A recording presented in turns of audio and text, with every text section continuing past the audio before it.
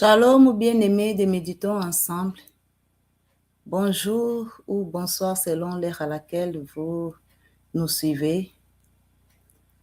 Et nous rendons grâce à Dieu pour l'opportunité qui nous a été offerte par les administrateurs du groupe des méditons ensemble et que Dieu les bénisse. Nous avons trouvé grâce aujourd'hui pour vous parler de la part de Dieu, partager la méditation d'aujourd'hui. Aujourd'hui, c'est vendredi 12 mars plutôt, 2026, au mois de mars. Shalom à toutes les mamans, shalom, shalom, que la grâce de Dieu nous accompagne afin de témoigner Christ partout où nous sommes.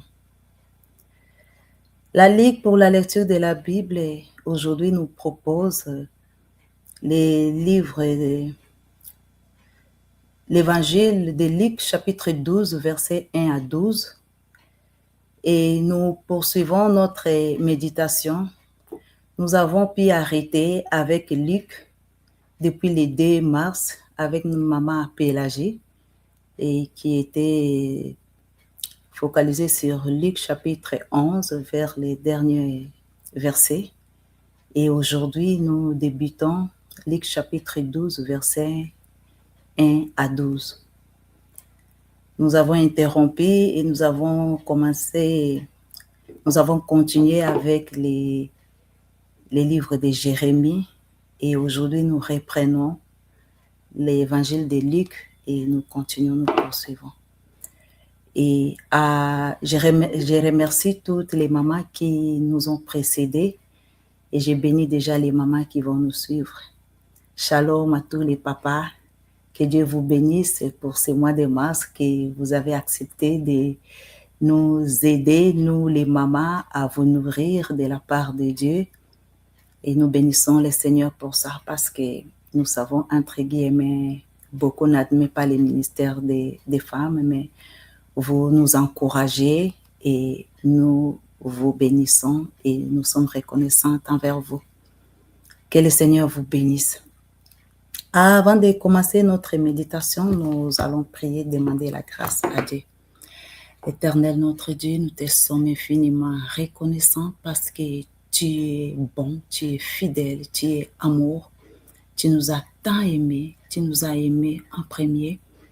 Et voici notre réponse à ton amour. Nous sommes là et nous voulons t'écouter.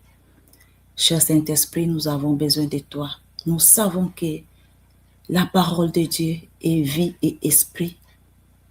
Et c'est grâce à toi, Saint-Esprit, qui donne la vie, qui vivifie. Et nous t'appelons pour donner vie à ces écritures. Cette écriture qui est inspirée de Dieu, utile pour nous enseigner, pour nous corriger, pour nous convaincre. Oh Seigneur notre Dieu, nous avons besoin de ton guide, Saint-Esprit. Viens nous convaincre, viens nous guider, viens nous corriger, viens nous apprendre, viens nous enseigner. Utilise-nous pour ta gloire. Parle à ton peuple, tu connais les besoins de chaque personne, Seigneur notre Dieu. Parle à chacun de nous. Parle à toute personne, Seigneur notre Dieu, selon ses besoins, pour la gloire de ton Saint-Nom. Au nom de ton Fils Jésus, nous t'avons ainsi prié, notre Dieu. Amen. Nous allons lire notre texte. Je répète que nous lisons, c'est l'évangile de Luc, chapitre 12, versets 1 à 12. Sur ces entrefaites, les gens s'étaient rassemblés par milliers au point de se fouler les uns les autres. Jésus s'est mis à dire à ses disciples, avant tout, gardez-vous du levain des pharisiens, qui est l'hypocrisie. Il n'y a rien de caché qui ne doive être découvert, ni de secrets qui ne doivent être connus. C'est pourquoi tout ce que vous aurez dit dans les ténèbres sera entendu dans la lumière, et ce que vous aurez dit à l'oreille dans les chambres sera prêché sur le toit.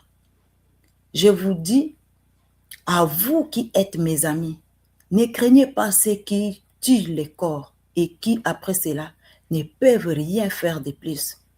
Je vous montrerai qui vous devrez craindre. Craignez celui qui, après avoir tué, a le pouvoir de jeter dans la géhenne. Oui, je vous l'ai dit, c'est lui que vous devrez craindre. Ne vend-on pas 5 passereaux pour des sous? Cependant, aucun d'eux n'est oublié devant Dieu. Et même les cheveux de vos têtes sont tous comptés. Ne craignez donc point, vous valez plus que beaucoup de passereaux. Je vous l'ai dit, quiconque me confessera devant les hommes, le Fils de l'homme le confessera aussi devant les anges de Dieu. Mais celui qui me régnera devant les hommes sera régné devant les anges de Dieu. Et quiconque parlera contre le Fils de l'homme, il lui sera pardonné. Mais à celui qui blasphémera contre le Saint-Esprit, il ne sera point pardonné. Quand on vous mènerait devant les synagogues, les magistrats et les autorités, ne vous inquiétez pas de la manière dont vous vous défendrez, ni de ce que vous direz, car le Saint-Esprit vous enseignera à l'heure même ce qu'il faudra dire. Amen, amen, merci Seigneur. Que la parole de Dieu soit bénie. Je reviens pour faire un petit rappel sur la méditation du 2 mars que Maman Pélagie nous a parlé. Avant cette histoire, Jésus était invité chez les pharisiens. Il a été invité, il est allé et les pharisiens avaient leur manière de laver les mains avant de manger. Mais Jésus n'a pas fait ce que les pharisiens faisaient. Il est allé comme ça à table pour manger sans laver les mains. Alors les pharisiens, les scribes, les docteurs de la loi, tous ceux qui étaient là, ils étaient indignés de voir comment Jésus-Christ n'a pas lavé les mains, il est allé manger. Et Jésus qui leur dit de purifier leur intérieur et non l'extérieur. Quand l'intérieur est propre, l'extérieur aussi de même. Donc, cherchez d'abord à purifier l'intérieur. Jésus-Christ s'est mis à parler de l'hypocrisie des pharisiens. Et quand Jésus-Christ parlait aux pharisiens, les docteurs de la loi qui viennent dire à Jésus-Christ que Jésus-Christ les outrageait et Jésus-Christ n'a pas pu hésiter de remettre de l'ordre et dire aux pharisiens, malheur aux pharisiens, malheur à vous pharisiens, malheur à vous docteurs de la loi, malheur à vous. Donc, il n'a pas eu honte. Jésus n'a pas eu honte parce qu'il était chez l'invité. Il pouvait se réserver, mais il ne s'est pas réservé. Il leur a dit la vérité parce que les pharisiens brandissaient les Écritures, mais en réalité ne mettaient pas en pratique les Écritures. Et les pharisiens ont cherché comment tendre piège à Jésus-Christ. Et ils ont commencé à chercher à poser Jésus-Christ des genres de questions pour lui tendre piège afin que par ces multitudes de paroles, qu'il puisse soutirer des paroles de Jésus-Christ afin de porter à l'accusation. Et Jésus-Christ, connaissant leurs pensées, quand ils sont sortis de là, devant la foule qui les poursuivait, la méditation maintenant d'aujourd'hui, sur ces entrefaits, les gens s'étant rassemblés par milliers au point de se fouler les uns les autres, Jésus s'est mis à dire à ses disciples, avant tout, gardez-vous du levain des pharisiens qui est l'hypocrisie. Le lecteur de la Bible nous pose cette question, deux questions que nous allons répondre. Première question, la question numéro 4. Y a-t-il un ordre auquel obéir Et deuxième question, question numéro 7. Quelle vérité Dieu me révèle-t-il? Et nous allons répondre à toutes ces questions.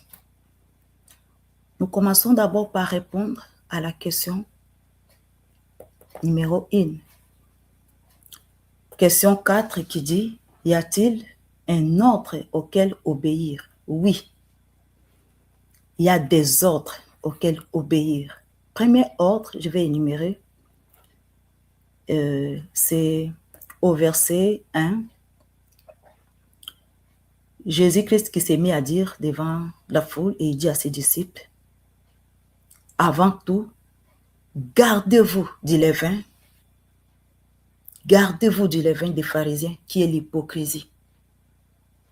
Premier ordre, Jésus-Christ nous met en garde de l'hypocrisie. Gardez-vous du levain des pharisiens qui est l'hypocrisie. C'est ça, premier ordre à suivre. Nous allons revenir sur l'hypocrisie après.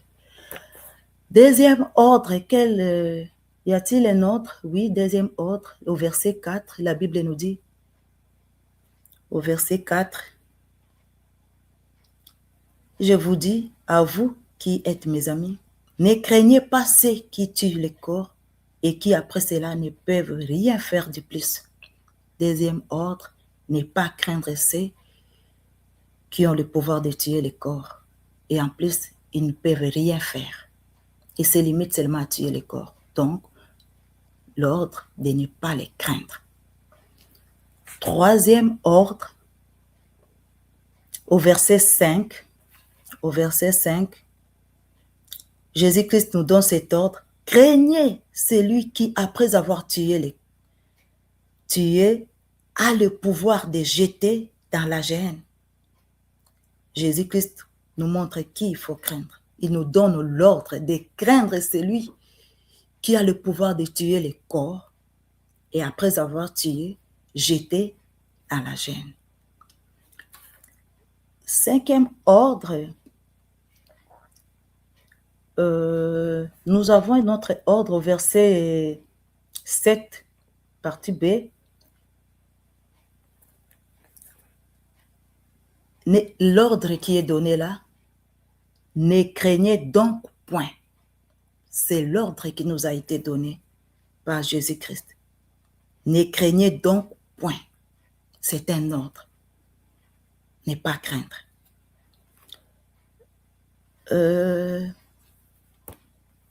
Septième ordre, au verset 11b, le verset 11b qui nous dit, ne vous inquiétez pas de la manière dont vous vous défendrez, ni de ce que vous direz. L'ordre qui est donné là, de ne pas s'inquiéter. Ne vous inquiétez pas de la manière dont vous vous défendrez, ni de ce que vous direz. Voici quelques ordres que j'ai pu relever, qui nous a été donné de la part de Jésus-Christ, que nous devrons obligatoirement obéir. 1.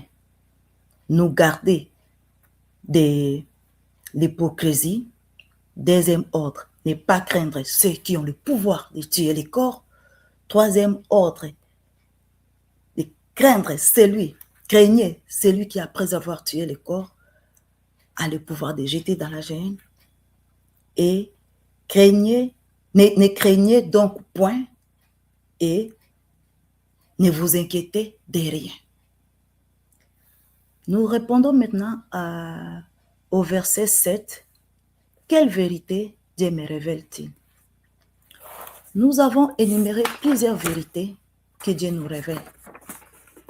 Et je laisserai aussi à d'autres de commenter les versets. Mais quelques versets que j'ai énumérés, je vais énumérer et puis je vais commenter après. Première vérité que j'ai relevée au verset 1, Jésus-Christ nous met en garde contre l'hypocrisie. Première vérité. Deuxième vérité, au verset 2, Jésus-Christ connaît nos pensées. Et par là, nous pouvons dire que avec les attributs de Jésus-Christ, nous savons que Jésus-Christ est omniscient, il est omniprésent et il est omnipotent. Je vais y revenir. Donc, deuxième vérité, Jésus connaît nos pensées. Il est omniscient. Il est omniprésent, il est omnipotent. Et ça, c'est le verset 2 qui nous donne ces attributs de Jésus-Christ. Et au verset 3, quatrième vérité que j'ai à relever là-bas, détrompons-nous, bien-aimés, détrompons-nous, car tout ce que nous dirons dans les cachets, il y a quelqu'un là, quelqu'un qui voit et qui entend tout. C'est lui qui est omniprésent. Il est partout, il voit, il entend. Et la Bible nous dit que rien n'est caché, rien qui va rester comme ça, sans être révélé. Tout ce que les gens disent dans les chambres, personne n'est là, mais il y a quelqu'un qui te voit, quelqu'un qui nous voit et qui nous entend, et qui est capable de révéler ce qui est caché et d'aller les publier sous le toit, sur le toit. Il les publie. Et j'en suis témoin de ces versets. Je l'ai déjà vécu plusieurs fois. Je vous en assure. Je reviendrai. Cinquième vérité, Jésus nous appelle ses amis. Et rien, il ne nous cache rien. Et tant que ses amis, il ne nous cache rien. Dieu dit à Abraham, cacherai-je à Abraham ce que je compte faire à Sodome et Gomorrhe? Et tant que ses amis, il ne nous cache rien. Une autre vérité que j'ai à relever au verset 4. Et au même verset 4, autre vérité, j'ai à relever que ces corps peuvent être tués par d'autres personnes. Une vérité que majorité aussi des chrétiens négligent ou bien oublient ou bien ne considèrent pas, que ces corps peuvent être tués par d'autres personnes. D'autres personnes ont le pouvoir de tuer ces corps. Autre vérité, je reviendrai par là. Autre vérité, septième vérité que j'ai relevée, Jésus-Christ par là, toujours au verset 4, nous dit de ne pas craindre ceux qui ont le pouvoir de tuer les corps et qui ne peuvent tuer l'âme. Donc, une vérité, de ne pas les craindre, parce que lui est au-dessus de tout. Autre vérité, huitième vérité, c'est au verset 5 que j'ai relevé. Jésus est le maître, il est le guide, il est le chef et il nous montre des directives à suivre. Il nous donne des injonctions et il nous montre qui faut-il craindre. Et c'est à lui seul que nous devons obéir parce qu'il est notre maître. Nous sommes ses disciples. Il est notre maître. Il nous donne des injonctions. Il nous dirige. Il nous guide. Il nous montre quoi faire. Qui faut-il craindre? C'est la vérité que j'ai à relever au verset 5. Donc, craignez celui qui a le pouvoir de tuer et les corps et l'âme. Pas seulement celui qui a le pouvoir de tuer les corps, parce qu'il est en dessous Et Jésus est là.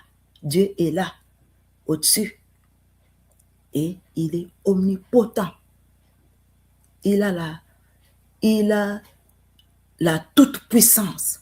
Il est tout-puissant. Ceux qui tuent les corps, leur puissance est là. Mais Dieu, sa puissance est au-dessus. Il est omnipotent. Son pouvoir est illimité. Et il a le pouvoir de tuer et le corps et l'âme. Et jeter l'âme dans la géhenne. Donc, Jésus-Christ nous montre qui faut-il craindre. Il est le maître, il est le guide, il est le dirigeant. Et nous devons l'obéir et le suivre. 9e vérité que j'ai relevée, c'est au verset 7. Que je vale plus, que j'ai du prix, du grand prix aux yeux de l'Éternel. Nous valons plus que les passereaux. C'est la vérité que j'ai eu à relever. Jésus nous a rachetés par son sang. Et à cause de son sang, Dieu ne peut pas nous comparer. Nous avons du grand prix aux yeux de l'Éternel, aux yeux de Dieu. Nous valons plus, j'ai plus de la valeur. Et même si les gens de ce monde ne nous donnent pas de la valeur, Dieu nous donne de la valeur parce que nous valons plus. Et autre vérité que j'ai relevée, c'est au verset 8. Au verset 8. Au verset 8, 10e vérité que j'ai relevée, c'est la loi des semailles et des moissons. La loi des semailles et des moissons à propos de Jésus. Jésus qui dit, c'est lui qui me confessera devant les hommes. Moi aussi, je les confesserai devant les anges de Dieu. Mais c'est lui qui me régnera devant les hommes. Je les régnerai aussi. Loi des semences et des moissons. Ce que je sème, c'est ce que je moissonnerai. À propos de Jésus, à propos de l'identité de Jésus, je sème quoi? Qu'est-ce que je sème? Ce que je sème. Est-ce que je confesse Jésus? Si je confesse Jésus devant les hommes, je vais récolter. Jésus-Christ va me confesser. Il me confessera aussi devant les anges de Dieu. Moi, je le confesse devant les hommes. Lui, devant les anges de Dieu. Mais si je les réunis ici sur cette terre, je dois m'attendre là-bas. Qui sème le vent récolte la tempête devant les anges de Dieu. Je ne sais pas le nombre des anges, les milliards et des milliards, des milliards et des milliards des anges. Jésus te dit, je ne te connais pas. Je ne vous ai jamais connu. Je ne vous ai jamais connu. Éloignez-vous de moi, vous qui commettez l'iniquité. Je ne vous ai jamais connu. Pourquoi? Parce que tu avais sémé quoi? Tu l'avais régné devant les hommes, devant ton travail, devant tes amis. Et ce jour-là, il t'attend aussi pour te dire, je ne vous ai jamais connu, je ne t'ai jamais connu. Parce que toi, là, à côté de tes amis, devant tes amis, tu as privilégié ton travail, tu m'as régné que tu étais chrétien. Loi des semailles et des moissons à propos de l'identité en Christ. Tu caches ton identité en Christ. Ces jours-là, Jésus va te cacher aussi devant les anges de Dieu. Mais je ne te connais pas. Tu ignores Jésus, il va t'ignorer. Tu le régnes ici, il te régnera aussi. Ce que tu sèmes aujourd'hui à propos de l'identité de Jésus, à propos de ton appartenance à Jésus-Christ, c'est ce que tu moissonneras aussi les derniers jours. La loi des semailles et moissons. Au verset 10. Au verset 8 plutôt.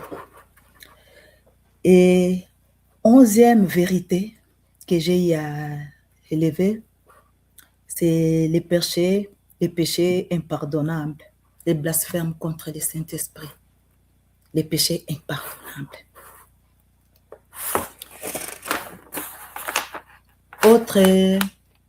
Autre vérité, au verset 11 et 12, que le Saint-Esprit est le meilleur enseignant, les meilleurs guides, et faisons appel au Saint-Esprit. Laissez-nous, comme la Bible nous dit, laissez-vous diriger par le Saint-Esprit et vous n'accomplirez plus les désirs de la chair. Laissez-vous diriger par le Saint-Esprit. Si nous sommes conduits par le Saint-Esprit, il mettra en nous des paroles, et même pour évangéliser, même devant les tribunaux, même devant quoi que ce soit, au lieu de forcer, au lieu de compter sur nos connaissances, comptons sur le Saint-Esprit, les meilleurs enseignants, les meilleurs guides. Nous avons besoin du Saint-Esprit. Autre vérité, nous avons besoin du Saint-Esprit parce qu'il est le meilleur enseignant, les meilleurs guides, les meilleurs avocats pour nous défendre quand nous sommes devant les magistrats, quand nous sommes devant des tribunaux. Meilleur avocat. Alors laissons-nous être guidés ou dirigés par le Saint-Esprit. Et voilà quelques vérités que j'ai pu à relever, et nous pouvons maintenant commenter sur ces vérités. Je vais un peu m'attarder sur l'hypocrisie. Première vérité. Jésus-Christ qui dit à ses disciples devant les pharisiens, devant la foule, gardez-vous du levain des pharisiens, qui est l'hypocrisie. Parmi les vérités que nous venons d'énumérer ici, nous avons vu aussi que Jésus-Christ est omniscient. Il sait lire les pensées, il connaît les pensées. Jésus-Christ, ce que nous avons vu avec notre maman Pélagie, comment sur la méditation de 2 mars, Luc 11, comment les pharisiens, comme ils étaient, je peux dire, humiliés, comme ils étaient mouillés, comme une poule mouillée, devant les vérités en face que Jésus-Christ leur a dit, qu'ils étaient des hypocrites, qu'ils disaient malheur à vous, les pharisiens, pour tout ce qu'ils faisaient. Ils ont cherché comment arrêter Jésus-Christ, comment tendre des pièges à Jésus-Christ. Puisque même dans des anciennes versions, dans des anciennes méditations, nous avons vu comment les pharisiens cherchaient à tout moment à avoir Jésus-Christ pour l'accuser ou bien pour le lapider. Exemple, quand il avait dit que je suis le pain descendu du ciel, ils ont cherché à lapider celui qui ne mangera pas mon corps et qui ne buvera pas mon sang, il n'entrera pas dans le royaume de Dieu. Ils ont cherché à les lapider. Plusieurs fois, les pharisiens ont cherché à lapider Jésus-Christ, mais ils n'ont pas pu, parce que Jésus-Christ disait à tout moment que mon heure n'est pas encore arrivée. Et il passait, au milieu d'eux, il passait, ils ne les voyaient pas, ils ne pouvaient pas les toucher. Comme ils ont tenté plusieurs fois d'attraper Jésus, soit de les lapider ou faire quoi que ce soit, ils n'ont pas pu réussir. Cette fois-ci, ils tendent Jésus-Christ des pièges par des paroles. Ils posent à Jésus-Christ plusieurs questions, en fait, afin que par les réponses de Jésus-Christ, qu'il puisse soutirer des paroles, quelques paroles, afin de l'accuser et de l'arrêter et le faire mourir. Jésus-Christ, connaissant leurs pensées, qui sont en train de les tendre les pièges, Jésus sortit, il vient, il dit à ses disciples, gardez-vous du levain des pharisiens, qui est l'hypocrisie. Comme Jésus-Christ les taxait des tombeaux blanchis. Des tombeaux blanchis.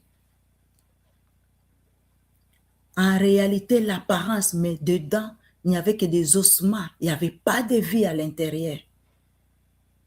Et ils ont cherché à tendre à Jésus-Christ des pièges. Nous savons nous pouvons dire que l'hypocrisie, il y a plusieurs formes de l'hypocrisie. J'ai essayé un peu de chercher sur les dictionnaires, c'est quoi l'hypocrisie?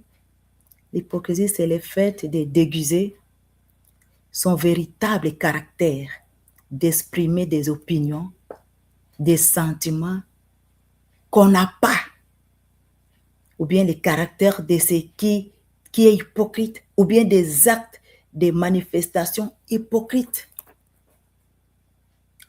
C'est comme les sourires, j'ai dit toujours les sourires d'ici. il y en a ceux qui disent bonjour, parce qu'on les a appris à dire bonjour en souriant, même à la personne que tu n'aimes pas, ou bien du fond de ton cœur, ça brûle, tout ça. Mais il faut faire le semblant. Bonjour, bonjour. Quelqu'un qui fait comme ça, mais en réalité, il n'a pas envie de dire bonjour. Mais comme c'est le devoir de dire bonjour, il dit quand même bonjour, mais du fond de son cœur, il râle pour dire bonjour. L'hypocrisie. Il y a plusieurs sortes de l'hypocrisie. L'hypocrisie envers Dieu et l'hypocrisie verticale envers Dieu. Dieu qui dit à Jérémie que ce peuple m'honore de la bouche, mais leurs cœurs ne sont pas là. Ce peuple m'honore de la bouche, c'est dans Jérémie. Pardon, Ésaïe. C'est dans Ésaïe chapitre 23, verset 13. Ces peuples s'approchent de moi et m'honorent de la bouche et des lèvres, mais leur cœur est éloigné de moi. Et la crainte de l'Éternel n'est pas là. Ils honorent seulement de la bouche. Souvent, nous aussi, nous avons de l'hypocrisie devant notre Dieu. En allant à l'église, nous sommes enfants de Dieu, nous sommes pasteurs, nous chantons, nous prêchons. Mais du fond de nos cœurs, nous savons ce que nous faisons. Notre conscience, nous n'allons pas faire semblant devant notre conscience. Notre conscience nous acquise, à moins que nous soyons comme c'est dont Paul a dit que quelques-uns, la bonne conscience, ils l'ont perdue avec des faux semblants.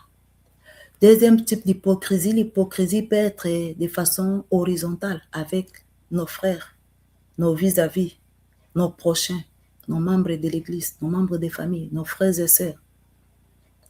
Que Dieu te bénisse. Et le Seigneur t'a béni. Oh, tu as été élevé, tu as été promis et tout ça. Oh, gloire à Dieu. Mais du fond de son cœur, pourquoi seulement lui? L'hypocrisie. Et Dieu nous met en garde, Jésus nous met en garde contre l'hypocrisie. Une fois, nous avons pu méditer, Jésus-Christ qui avait dit à ses disciples d'écouter ce que les pharisiens disent, mais de ne pas agir comme eux.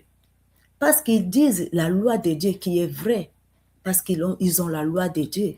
La loi en soi n'est pas mauvaise, mais c'est la manière d'agir, leurs actions qui sont différentes des Écritures. Ils disent autre chose, mais ils agissent autrement. Dieu nous met en garde contre l'hypocrisie. Nous pouvons commenter encore sur deuxième vérité. Deuxième vérité, Dieu connaît nos pensées.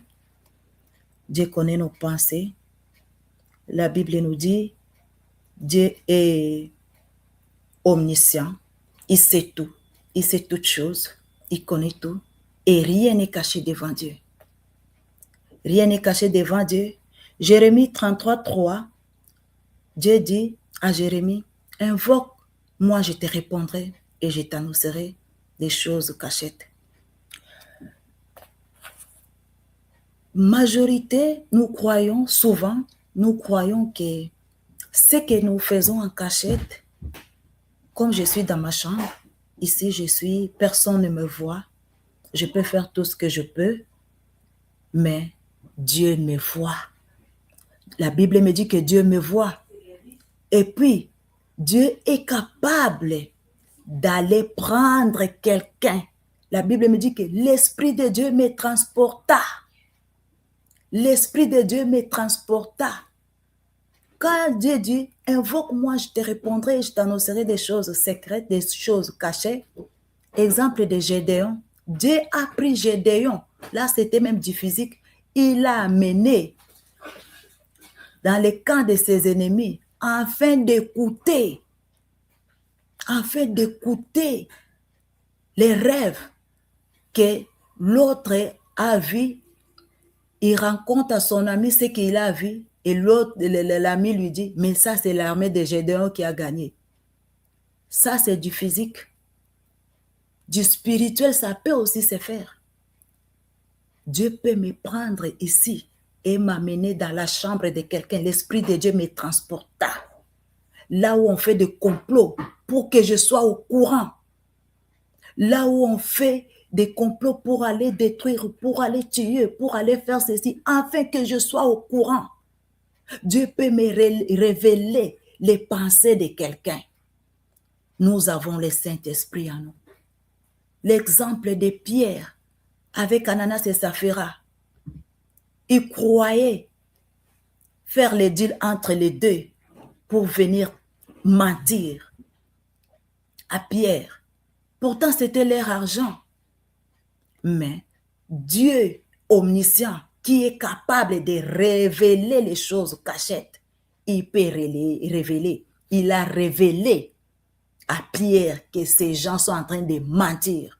Ils ont été enterrés à l'instant même. Pourquoi vous mentez au Saint-Esprit? Détrompons-nous, bien-aimés. Détrompons-nous. Rien ne se fait en cachette. On se croit qu'on est là, personne ne nous voit. Dieu nous voit, Dieu est là. Et il est capable d'aller révéler ça à une autre personne pour voir ce qui se passe. Et si nous savons cela, nous devons craindre Dieu. Ça doit nous pousser à craindre Dieu.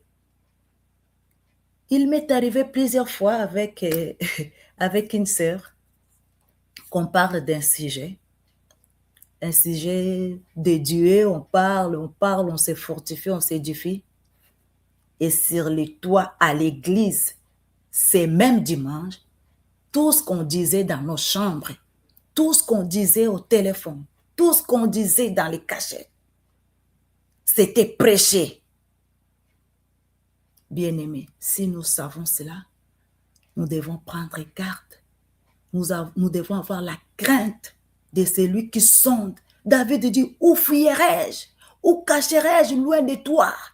Même au fond de l'abîme, tu es là. Raison pour laquelle il dit, sonde-moi, ô Éternel. Sonde-moi. Bien-aimé, si nous savons que Dieu est omniscient, Dieu est omniprésent, il est partout au même moment. Il voit tout. Même au fond de l'abîme, il est là. Jonas croyait avoir fui l'Éternel. Il croyait qu'au fond de la mer, Dieu ne le verra plus. Mais Dieu l'a rattrapé par la baleine. Dieu a envoyé la baleine à la rencontre de Jonas. Dieu peut envoyer quelqu'un aux États-Unis, en Europe, en Afrique, partout là.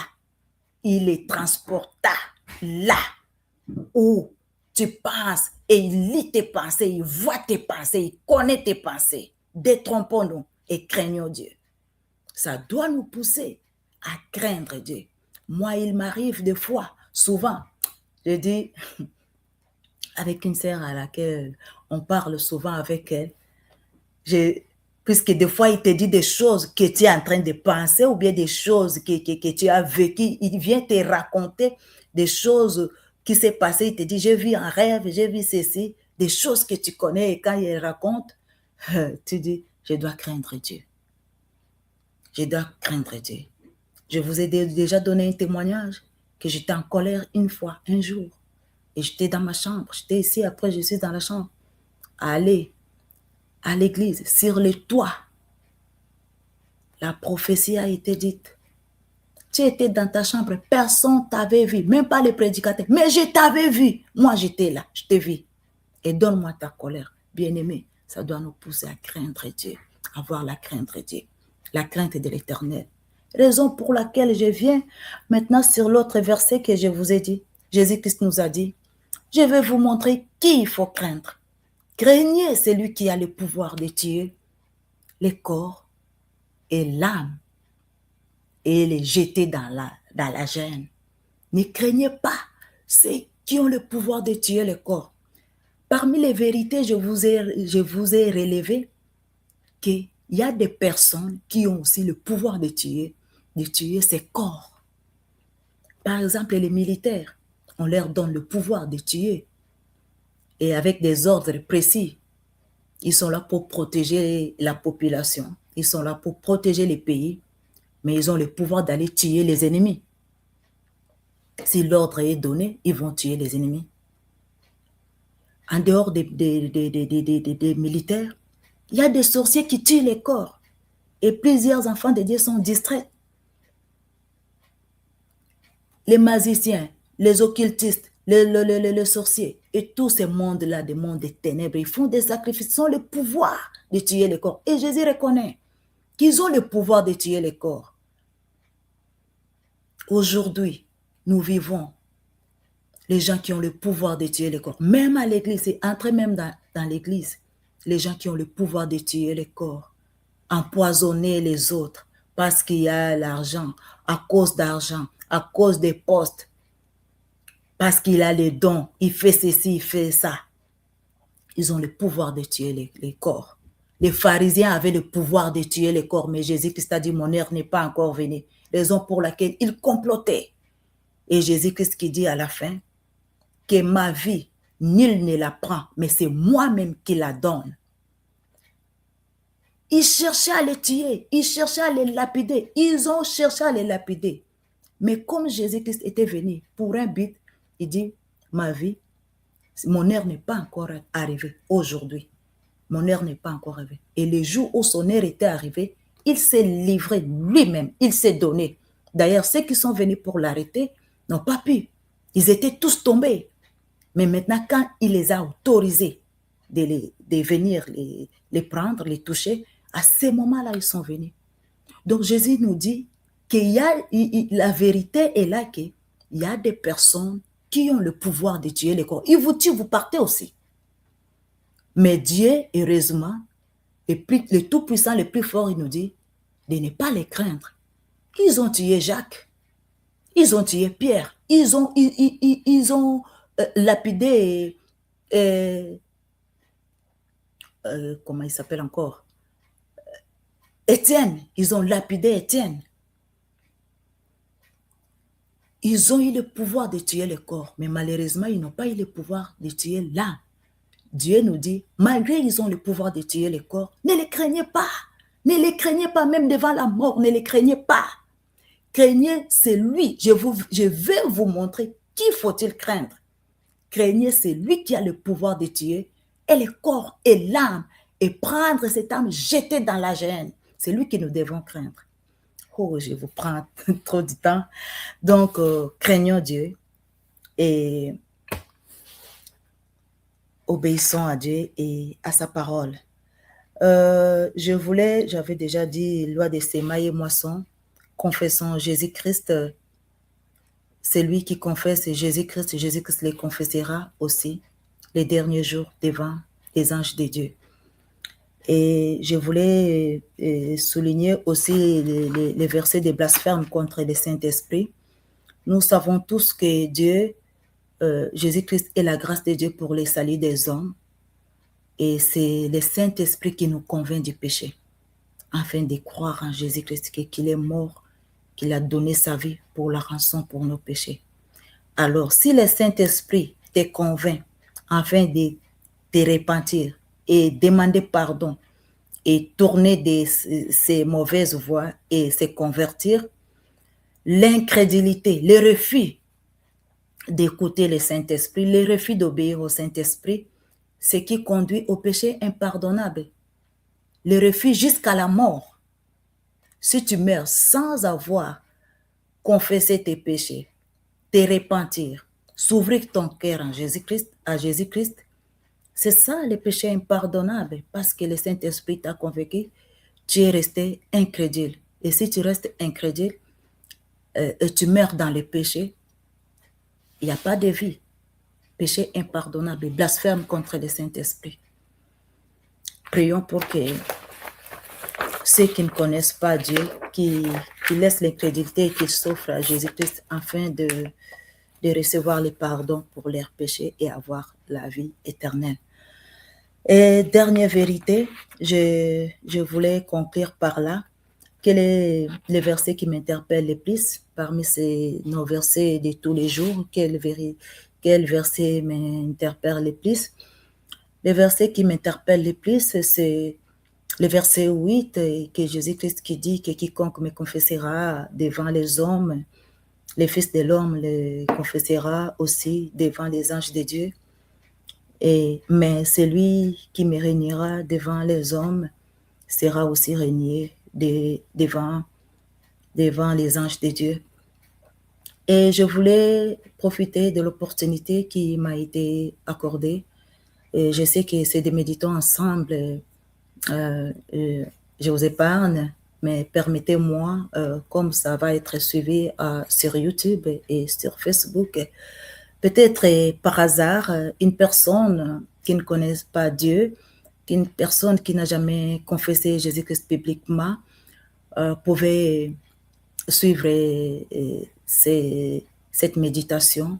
Alors je profite de l'opportunité pour lancer les défis, pour parler à la personne qui n'a jamais confessé Jésus-Christ ou qui a honte de confesser Jésus-Christ ici sur cette terre devant les hommes, au lieu d'attendre les derniers jours que Jésus-Christ aussi les règne devant les anges de Dieu. Il y a l'opportunité que Jésus-Christ donne aujourd'hui de les confesser publiquement devant les hommes.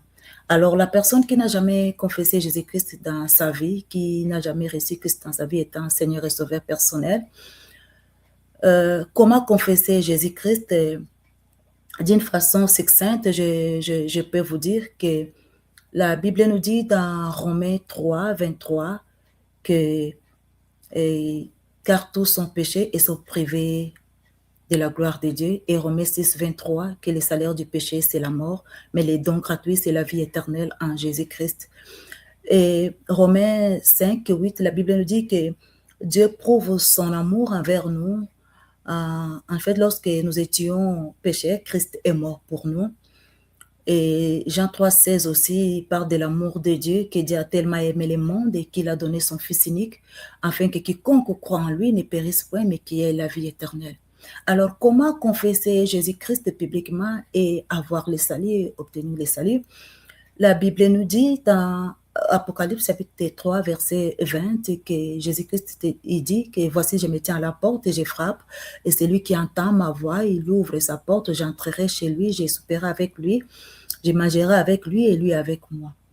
Alors, comment ouvrir sa porte? C'est la porte de son cœur. Comment ouvrir sa porte? Et Romains chapitre 10, verset 9 à 10, la Bible nous dit que si tu confesses, c'est ça, comment confesser Jésus-Christ publiquement. Si tu confesses Jésus-Christ, le Seigneur Jésus-Christ, de ta bouche, et si tu crois dans ton cœur que Dieu l'a ressuscité d'entre les morts, tu seras sauvé. Verset 10, la Bible nous dit, car c'est en croyant du cœur qu'on parvient à la justice, et c'est en confessant de la bouche qu'on parvient au salut. Donc, c'est en croyant du cœur. Si tu crois que Dieu l'a ressuscité d'entre les morts, il a pris ta place. Tu étais mort. Mais Jésus-Christ est venu, il a pris ta place à cause de tes péchés. Et si tu crois qu'il est mort, qu'il est ressuscité, tu parviens à la justice de Dieu. Et tu fuis la condamnation, tu fuis la condamnation, tu fuis le jugement. Et en confessant publiquement de ta bouche le Seigneur Jésus-Christ, si tu confesses, tu parviens au salut. Si tu confesses que Christ est venu, il est mort, il a pris ta place. Il a pris ta place. Il a payé la rançon pour tes péchés. C'est à ces moments-là que tu parviens au salut, tu as le salut. Alors toi qui n'as jamais encore confessé Christ publiquement, parce qu'ici nous avons vu que celui qui me confessera publiquement, je le confesserai. Jésus-Christ te confessera aussi devant les anges de Dieu que celui-ci m'appartient, il est à moi, parce qu'il m'a confessé, il a cru en moi, il a cru en mon œuvre salvatrice à la croix. Si tu n'as jamais reçu Christ dans ta vie, je t'invite de prendre la décision et d'inviter Jésus-Christ dans ta vie. Voici la courte prière à faire. On invite Jésus-Christ par la prière. Tu l'appelles, tu lui dis Seigneur Jésus, merci parce que tu m'aimes, merci parce que tu es mort à la croix pour mes péchés. Je te demande de me pardonner mes péchés parce que j'étais ignorante, je ne savais pas et j'ai mené ma vie comme je voulais. Maintenant, je te donne ma vie. Je crois en toi, pardonne mes péchés, viens, entre dans ma vie, sois mon Seigneur et Sauveur et sois le guide de ma vie, dirige ma vie. Je te donne la responsabilité, je te donne le guide de ma vie, guide-moi, dirige-moi et oriente-moi. Saint-Esprit, viens, habite à moi et amène-moi vers la voie du salut. Au nom de Jésus, amen. Et pour ceux qui ont déjà reçu Christ, pour nous, les enfants de Dieu, la Bible nous dit, le verset qui m'a touché le plus, si tu confesses le Seigneur Jésus-Christ publiquement, et si tu le renies aussi, il te reniera. Plusieurs enfants de Dieu, nous renions Jésus-Christ là où nous trouvons, dans nos travails, dans nos maisons. Si je dis que je suis chrétienne, nous renions notre identité, nous cachons notre identité. Et Jésus-Christ nous met en garde. Il nous dit de ne pas cacher notre identité. Même si cela peut nous coûter notre travail, cela peut nous coûter l'argent, cela peut nous coûter notre vie, ne renions pas notre identité en Christ. Voilà ce que je pouvais vous dire. J'ai beaucoup dit, mais voilà l'essentiel et le reste peut compléter. Nous allons rentrer grâce à Dieu, nous pouvons prier. Merci Seigneur pour ces paroles, merci pour ces vérités. Saint-Esprit, nous avons besoin de ton aide afin de mettre en pratique tout ce que nous avons appris. Aide-nous, Seigneur, à aimer Jésus, à proclamer Jésus, à publier Jésus-Christ, à annoncer la bonne nouvelle du royaume des cieux, à ne plus avoir honte ni peur. Oh Seigneur, aide-nous. Nous pouvons dire comme Paul qui dit, je n'ai pas honte de l'évangile de Jésus-Christ. Aide-nous à ne plus avoir honte de toi, ni au travail, ni par peur de perdre quelque chose de valeur à cause de toi. Aide-nous à évangéliser, à proclamer ta parole. Seigneur, soutiens-nous à ne pas être hypocrite. Au nom de Jésus, nous t'avons ainsi prié. Amen. C'est la sœur Nadine Desjambleau. Que Dieu vous bénisse. Bye bye. Shalom, shalom. Avançons, avançons les mamans.